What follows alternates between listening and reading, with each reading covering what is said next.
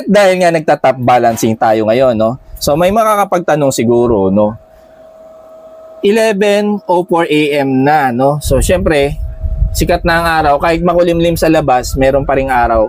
Tuloy pa rin ang harvest natin, no? Kahit meron tayo ditong ginagawang top balancing. So ayan ang advantage ng meron kang iba pang battery, no? Yung maintenance mo is kaya mo siyang gawin kahit daytime. So ngayon, ang sumasalo ng solar harvest natin is yung ating GenType Power. Ito yun, yung nasa likod. GenType Power na 200 ampere hour 12 volts battery. And ito naman din, meron tayong LB Topsan na 12 volts 100 ampere hour battery. So kung titingnan natin dito sa ating